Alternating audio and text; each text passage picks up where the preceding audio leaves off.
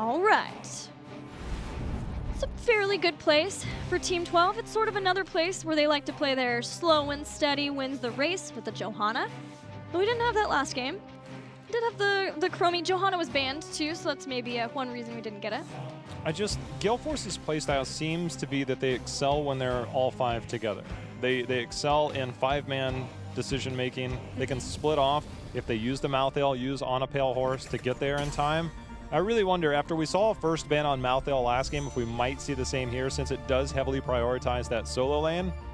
It's something to consider if you're Team 12. At least I would be wary of giving Malthael and Kerrigan.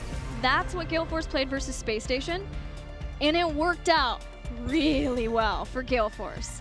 So if they're not going to want to ban that Malthael and Gale Force is willing to get it in their 1-2 picks before the bans, maybe thinking about the Kerrigan ban that we've seen some teams be willing to throw over Michael Udall's way. The fact that, so there's a little bit of mind games in the draft here. So ETC, Fury, mentioned the statistics going into that last game. Fury, dominant on that, has made a lot of good plays so far on there. The fact that when you have first pick, getting those 3 picks before the second ban phase, your opponent only gets 2. And so for me, I wonder if Gale Force is going to lock the Malthael in one of their first 2 picks for the second ban phase, because I do not see it making past the second ban. Right. So to me, that's a big decision for Gale Force and for Team 12 to potentially choke that out at the very start of the draft. It's a good draft start, and will it force Gale Force's hand? Genji ban. Hanzo. Tyrael. He's pretty good. Man, I have never seen in NA probably ever. Wow! Is this backwards? Opposite day. I don't know if I've ever seen a North American team, at least in NA versus NA, first pick Tyrael. Or in the first rotation by both teams, Tyrael and Medivh. I know. How rare is that? It's just really cool to see. I love Tyrael play. I love to see how many Tyrael players these teams have. Team 12 with 3, we've now seen B-Kid really bring it. Of course, he used to be a Warrior player. So a lot of Tyrael play here for North America.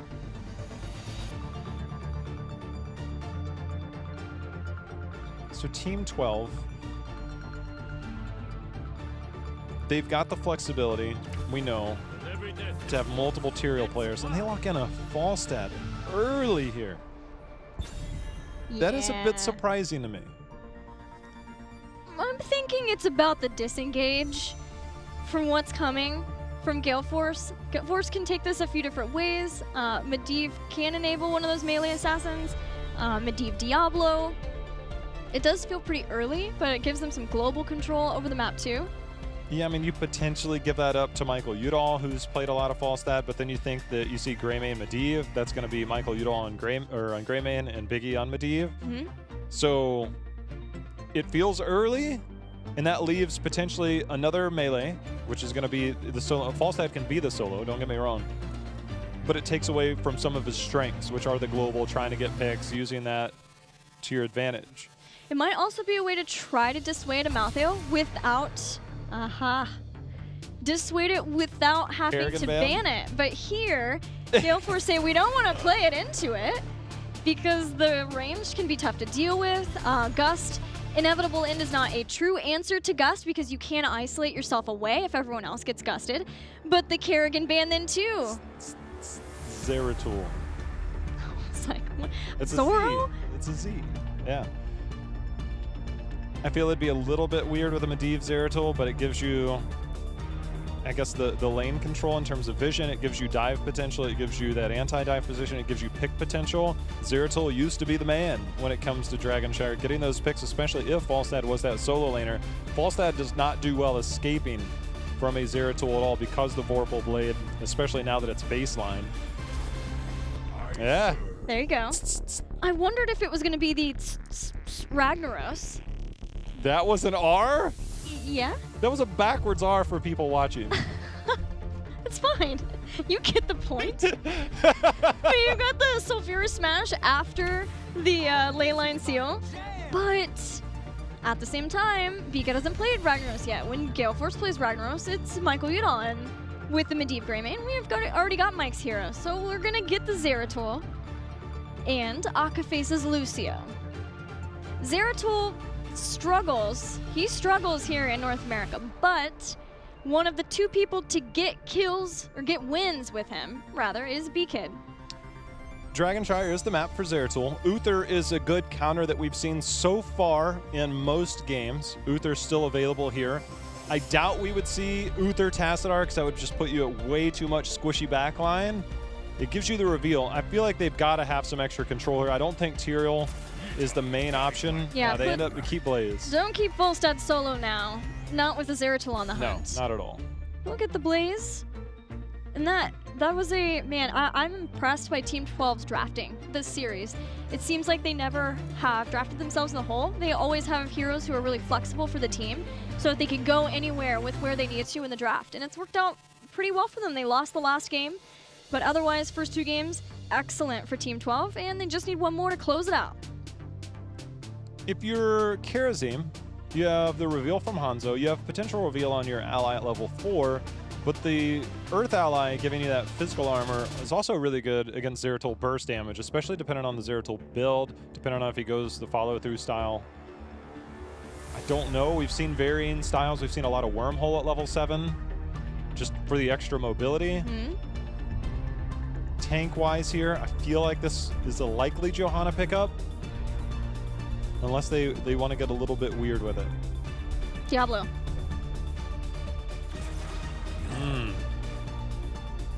I mean, it's obvious.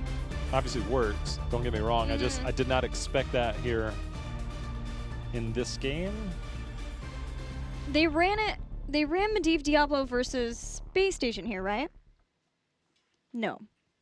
That's Tomb I was thinking. Yeah, the Dragonshire. I mean, there's a reason why other battlegrounds are a little bit more favored. I'm not saying it's bad on any map. I'm just saying that there's more battlegrounds where it's more favored. Dragonshire is to get those opportunities, you have to get forts down. To get forts down, it generally requires getting a kill or 2 early, controlling some camps, and then forcing out rotations from your opponents. The Zeratul, reliant on picks. Medivh doesn't ramp up until middle game.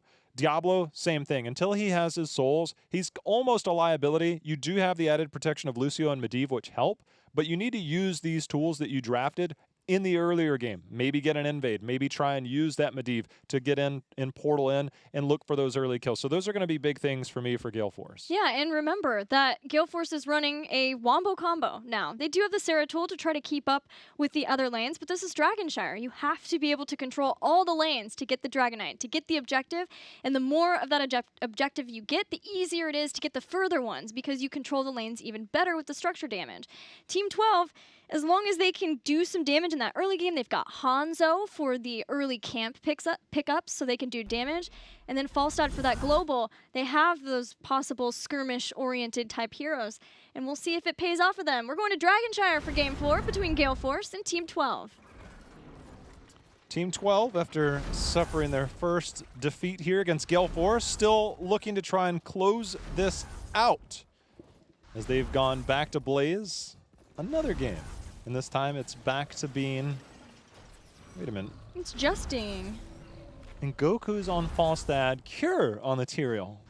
They're just mixing things up today. Huh. That's 3 Blaze players in this series on one team. So... Oh, excuse me. No.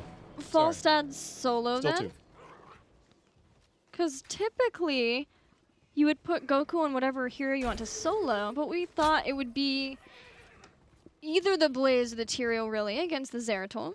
We'll see. I guess it could be Cure, too. That used to be his role. Udall and team, posturing up here in the middle. Got a little bit of damage on the Biggie there on Medivh, but again, there's not going to be a whole lot of threat. You know, Tyrael at times has been a solo laner, not necessarily on Dragonshire, but this is a newer Tyrael. We have not seen it executed yet. And it will be Tyrael for the solo laner here. I mean, you're not going against like a Malthael or something along those lines. You're going against a Zeratul. Right. Yeah, Zeratul has the cleave to clear out pretty quickly, but a lot of times he wants to be sort of off the map, threatening that he's making those rotations, getting the most out of his stealth. And Cure can shield the minions as a way of trying to push his own forward. It's going to be a slow top lane, to be fair. A little bit, yeah. Well, I think the way with the gameplay changes, the way that we've seen teams prioritize the night camp is that they'll happily go underneath that. It's going to force a rotation out of Greymane because when it comes to Zeratul and Medivh, clearing minions is no easy task. And if you huddle up underneath those knights, you could potentially have a very strong push. And I think that could be something that Team 12 can take advantage of in the early game. Yeah, especially with that Hanzo pick. They can do a lot with that. They're just trying to keep their Giants alive now, and with the good damage that they've been able to do, or the good rotations that they've had in the lanes, they have a hold of both of the shrines too, which keeps Medivh in the mid. B-Kid and Cure, Zeratul versus Tyrael. Looks like Tyrael's getting the better end of that exchange right now. Gale Force has made it through, taking minimal losses on those towers before their Giants also were cleared out. It's no fun hanging out inside the shrine versus Scatter Arrow. That is such a terrible feeling. Yeah. You can't hide it. B-Kid. Well said. The barrel roll over. Oh, and a great rotation from Medivh too. I almost wondered, I didn't know because we caught the tail end of that, whether he had his Vorpal up. I was like, is he going back in? Does he got Blink? You know, that's the fun part, is Zeratul at level 1 with the Vorpal being baseline and everything, there's a lot of different plays that you can make far more active early. Team 12 has been pretty staunchly holding on to these shrines now. Gale Force just doing what they can to push out on them, but as long as they have someone who can guard the mid, that's the main thing. Michael Udall has been sent up, uses Goku is on his way to escape to a portal. Big impact coming in handy for multiple gank attempts. So far, so good. You got to be careful that doesn't happen too often. Catch somebody a half second late, be a different story. But with that being said, Greymane forced to back. Medivh just now rotating down. The rest of Team 12 pushing in this bottom lane, taking a full 2 towers there. Yeah, it feels like Team 12 are in the starve out approach against Gale Force on this map, just keeping a hold of the shrines, pushing in, taking some towers somewhere. Wherever Medivh shows up, they'll push in the other location. As long as they're just not taking a lot of damage from that top lane, they have a lot of focus on that mid bot, and they're not, because it's the Zeratul. It's not something like a Leoric who's going to hard push that in, or Dahaka. Michael Udall, as we can see on the top right of that, does finish the night camps. B-Kid has captured control of the top shrine. But in defense of that, the bottom night camp was picked up. And that's going to force the rotation out here from Greymane. Going to send a lot of people down, but in holding on to the shrines, as long as Goku keeps a hold of that top, it keeps a lot of Team 12, or keeps a lot of Gale Force in the mid, a lot more than they would like. They'd like to bring more people down to defend versus these bruisers. But B-Kid and Fury up in the top lane, trying to get something done with those bruisers at least. It's just that Team 12 had the advantage in sieging already, that they've gotten way more done in their lane. Now, sieging potential definitely better for Team 12 this early game. And the way that the lanes have been set up, it's just been, oh, wow. He misses his singularity spike, though. Yeah, the flip over sort of made it so that B-Kid couldn't attack as much. But with Goku there anyway, it's going to scare away B-Kid, who was fairly low in health. No healer there, no force of will. His big impact's been on guard duty in the mid. Goku's going to go for another channel. Oh, good charge by Justin. Going to make sure that nobody is capable there. There's going to be another tower going down. Team 12 at the end of this, Gilly, might be approaching level 10. This should be a fort going down. They'll have 9 here momentarily. Gale Force slightly behind. It's going to get a little bit worse for the next minute or so. See if Team 12 tries to make a play off that. Working on the fort, keeping Tyrael in the top. Gale Force making sure to keep Soak up in every single lane. Knowing that there's just not too much that can be done here, but I like that they brought down Big Impact so he can at least work on stacking up his Master's Touch versus the DK. He's sitting at halfway there to the stacks necessary. If people are generally like, you know, it's a big target, you're not fast, you're just kind of standing there. You're trying to level up those, hey, look, I got to hit a hero. I was playing Tychus last night. I'm just like, oh, minigun all day against this full Sky of Protector. 10 here with the fort going down, and Team 12 uses the last dregs of health for the Dragon Knight to take out the towers in the mid too. B-Kid gets hit with that knockback. Biggie sitting on 22 stacks. He got a lot during that phase. Gale Force kept up for the most part with the experience. They don't find themselves a lot behind. They're going to be just enough behind to where contesting this siege camp probably not going to work. Trying to get a few of those cocktail stacks was Michael Udall there, up to 13 himself. I think Goku was considering a possible judgment. We've seen sometimes judgment happen against a Lucio. Just blow him up before he can sound barrier in. But then you don't have Sanctification as a necessary way to get through the Wombo combo. Though they do have Palm, they have Dragon's Arrow to stop that, and the Gust 2, and maybe a Bunker 2 if they are able to get that off. So there was a lot of different ways of defending versus the Wombo, enough that Kier was at least considering having the big engage tool that is Judgment. So what you're saying, we should have had Judgment and Hinterland's Blast. Crispy tacos! I heard that we became friends because of a taco. Was it a crispy taco? I don't know. I really didn't know much about the tacos here, but you offered me a taco. Well, I'm sorry. Would you like a taco? I'm a pretty cool gal. I reckon. Oh man, Team 12 doing Team 12 things on Dragonshire, which is just starving out their opponents slowly. It's pretty brutal. It's on Gale Force now. Now that they have 10, it's on them to find a way to stop it from just going all the way to their core. And no tacos to give them, so... Exactly, I didn't even think about that. Starving them out, yeah. No tacos to be had. No crispy taco. Either way, Team 12, the lead is marginal, but the shrines are approaching. Level 13 is as well. See if Gale Force is willing to try and force something. We're 8 minutes in, 0 kills just yet. But Gale Force do have their eyes on this night camp. Will they push with it, or will they be forced to defend again when they gave up the bottom at almost an identical time? This is very reminiscent of about 3 or 4 minutes ago. 6 stacks away from Master Touch being done, and then maybe we see Biggie get antsy with his Medivh. But it looks like, yeah, it's way more about Gale Force not capitalizing on something, an advantage that they would be able to have in favor of at least trying to defend. As I say that, though, they're going to keep Greymane down in the bottom to defend versus that, and maybe try to get someone somewhere. He's literally their only defense against camps. I mean, Medivh, not so much unless you have a hero in the middle of all that.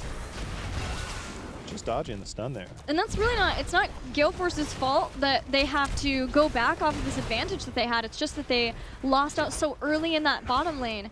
And a lot of times, that is how you play Dragonshire, is you open up an avenue and you continue to just push on it. And it's the team who gets that bottom down faster that often gets that kind of control and forces the other team to make adjustments. B-Kid body soaking there, Medivh coming down to eye up, but the action could be here in the top lane. This is an interesting interaction there with Holy Ground. That was a little bit strange. Needs a sound barrier soon. There's nobody here though, yeah. Alkaface is there, sound barrier. He's gonna use the charge on out through Dansky. Uses the Holy Ground and the charge, the dash location with the ally for the body blocks, taking out Diablo. Now he comes back immediately, but he's not going to have it. He's not going to be here for a few seconds. That Holy Ground was so close. The Master's Touch is not finished, by the way. It is so... 27. Akaface. Here we go. Do we get the APOC? Lucio's down. No, not enough people around to make that a thing. Fury lost his souls, came back, not in time to save the Lucio, but he is back. Now he has to work on building up his souls, and that is a frustrating time because this is the time when Gale Force needed to get aggressive. He might not have that time to build up those souls. They might have to just go for it, especially once Leyline is back up and the combo can be had. 2 big questing talents. We saw a cocktail was finished there for Greymane, and once Master's Touch is done, you can be more aggressive, as you said earlier. And now, the level lead off of those 2 kills and a Dragon Knight will stretch towards 16. Gale Force is going to have their backs against the wall for a few minutes. And they got to hope that they don't lose a keep here, as the anti-siege damage is minimal for Gale Force. Dragon Knight and Giants working on that. Holy Grounds locking the door for Gale Force to get out and stop either of those 2 things from sieging against their structures. Every structure that goes down gets Team 12 closer to that 16, and they're just about there. There's Master's Touch. But with this DK still at 50%, here we go. There's the APOC. There's the combo. Palm on to Falstad, but Sanctification is there as well. Sound Barrier is also out on Gale Force's side. Knockface keeping Michael Udall alive. Yeah, the Force of Will, they're going to go in for another run, knowing that it was the Palm that was used. Karazim goes down, the Gust not saving him. The overlap with the Palm and Sanctification was just enough that Gale Force found a place for them to get a kill and get back somewhat in the game. But the problem is, even though one was killed, the keep still fell. And now Gale Force faces catapults for the rest of this game. They need to go right in here. They need to look for a fight. The vision is out. The Holy Ground's going to help lock it in. Gale Force not able to make the rotation in time. Heads up play by Team 12 to make sure and sneak that in. Keep control of this battleground in every way, shape, or form. About to be back in 2 seconds. Gale Force rotating out, puts the portal. He's gonna step on through and meets a bunker on the point. Even with the bunker there, Team 12 okay with just backing on out and giving that camp to Gale Force. Step on through to the other side. That's how it goes. Was that Big Impact singing that? Yes, that was me imitating Big Impact, singing I think his you nailed original it. hit. Oh, Gale Force. No 16, and now Team 12 regroups. I think Gale Force is going to make an attempt towards the night camp, and I like the call a lot. They're going to miss the one up at the top, but getting control of the bottom lane, trying to get 16, get a little bit of experience out of this, and it also neutralizes the catapults that are going to be there. Yes. So this buys them time, and it buys them lane control. And that vision is super important, especially when contesting both the shrines. You had mentioned just a minute ago about how that bottom lane is generally the catalyst for victory in a lot of the Dragonshire games. They get the camp, they fall back. Oh, singular spike a bit too soon. The portal's there for B-Kid. On the other side of the portal, though, is a very angry Blaze. Drop the bunker. Medivh gets taken out with the Sanctification. Leyline Seal went out. Sound Barrier did too, but did not save Medivh. That's 1 kill for Team 12 as they take back control of this bottom lane, undoing what Gale Force hoped to achieve. This Wombo combo has not had an opportunity to hit the start button yet, Gilly. I mean, every time we see the ley line used defensively and they're not able to initiate, and Team 12 has done really well at keeping the rotations, keeping up the pressure onto Gale Force. He blinks out. Team 12 takes top. They're lying in wait to try to take this. Fury's gonna dive through, catches a cure. A lot of damage there as Fury got the devastating charge. Sanctification is not here. B-Kid does get the kill. He falls himself, though. Yeah, Fallstun was there to try to take him out. Fury's going to dive back on through. Gale Force do not want to give this up. They don't want to allow a Dragon Knight, but Diablo is blown up. Akaface cannot save him. Akaface was duking it out 1v1 in the bottom for a while, and the Shrine came back up hoping to save the team. A 2-for-1 trade in favor of Team 12 who get a Dragon Knight, and they are marching on to the bottom lane.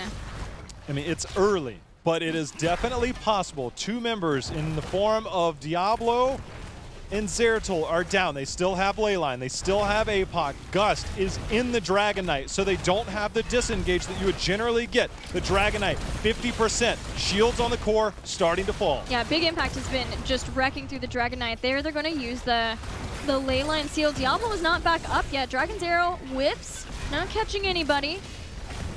The Dragon Knight is still chunking through the core. It's at 70% and continuing to go down as the Dragon Knight goes down and Goku comes out. Sound Barrier with a bunker on the core, giving the flames on that core. Goku gusts back. Big Impact over on the side. B-Kid too. They're trying to trap Team 12 in. They're not going to let them escape. Oh! Still 50%. Justin is getting flipped around right now. Oh man, the fighting is breaking out everywhere, but Team 12 loses 4. Gale Force Esports keeps everyone alive as Kier is running for his life. They have to take structures. Yes. The only thing that you can do is take structures, get yourself some experience, get yourself back in this game. Holding that is nice. It's not the worst play in the world if you're Team 12. Obviously, you don't want to lose 4 people in that. But any DK from here on out will end the game. It's almost impossible to defend against the DK this late that can just get through 50% of your core. So right now, Gale Force has to get structures, has to try and work towards 20, take control of this game. And if I'm them, I'm looking to make more. Leyline in 10 seconds still have not had that combo. They still have a lot of it available for him, Gillian. They'll have Sound Barrier in 20 seconds too and Enable. They're going to go ahead and get these Giants, but that is not pushing directly on the structures. They've only been able to take the fort so far. And they're trying to neutralize that bottom lane. They're trying to make sure that it's not as big of an issue with the catapults. But what it doesn't do is they're not getting the keep. They don't even open up for the towers there. Team 12 are still ahead as they respawn, and all Gale Force can do is try to soak all the lanes and make sure that they can get 20 and keep Team 12 from backdooring this core.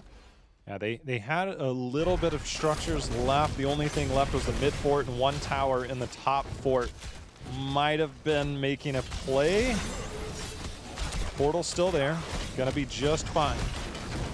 But again, Gale Force, they have to make something happen. I mean, we're 10 seconds away from the next shrine. They can keep 5 men in one lane, but the problem is you have catapults. So keeping 5 there is very difficult.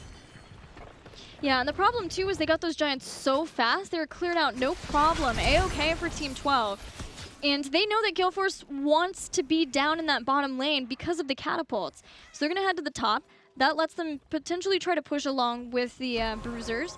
And now with 20, they can start to head down. Gale Force need that 20 for the fight. P-Kid was revealed right on the edge of that arrow. 20 is here. Gale Force can make their stand in the mid lane. But as Team 12 pushes this out, no global on the side of Gale Force. And right now, Team 12, with Sanctification and Holy Arena, they might just go directly on the core. Gale Force needs to get back. They're taking that top shrine. Here they go, 49% on the core along with the shielding. They need it. Team 12 gets on the core. They've got Wind Tunnel. They're isolated out. There's the Holy Arena and the Sanctification. Leyline's been used. It stops a few, but just for the moment, Apocalypse after this. Gale Force Esports have to take down every member of Team 12 right here and right now as the core is down to 15%. They've been able to get to Hanzo and Falstaff, but it just wasn't enough. Team 12 respawns, marches across, and wins the game without the Dragon Knight. Well, the Dragon Knight took down enough of that shielding that you make use of all the other tools that you have. The Wind Tunnel, the Holy Arena, just siege right up on it, taking a page out of Fnatic's book, just like, look, what if we just walk to the core and end the game? Well, we're going to lose somebody in the process, but they had enough tools to finish the job. Yeah, it was awesome to see those adjustments. A lot of times you see the epic mount for Falstaff because he could be such an annoyance on Dragon Shower, going back and forth, making sure that your opponents don't get a late game Dragon Knight. But in this case, having the Wind Tunnel kept people away for a really long time, and then Holy Arena giving that extra duration of a second and the 25% increased damage.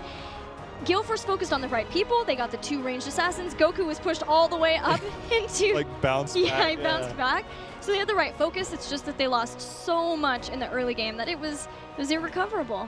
Yeah, you know, their composition relied on maybe getting a bit more aggressive, but the rotations from Team 12, controlling the camps, controlling the rotations, the minute they took that bottom fort wall, a little bit of a lead, then they got 2 picks in the middle of that, got the DK, and got the early advantage. And that was just big moments for what we see from the drafting of Team 12. It's not one-dimensional. Their drafts have never really been one-dimensional, and that's the biggest thing for Team 12 is that, you know, last year they might have relied a little bit more, and I don't want to use the word gimmicks, but a little bit more on different combos, different, more one-dimensional or less flexibility. Now their drafts much more flexible. They're able to utilize macro. They're able to utilize their team fighting. And so this new version of Team 12 looks a little bit stronger, still working on their final form, but they do close out 3-1 here against Gale Force. Yeah, only losing the 1 game has got to make them feel pretty confident.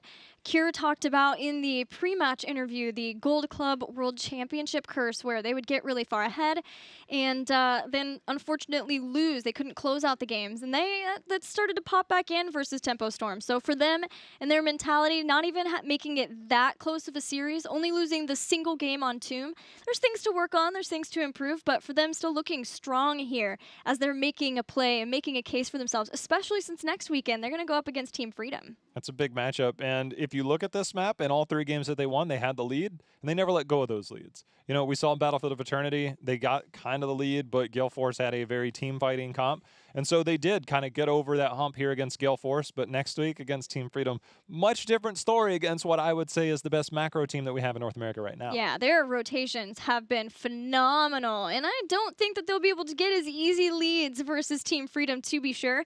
Gale Force is sort of it's kind of a taste test for that, right? Gale Force has had some pretty good early game rotations themselves, but Team Freedom is kind of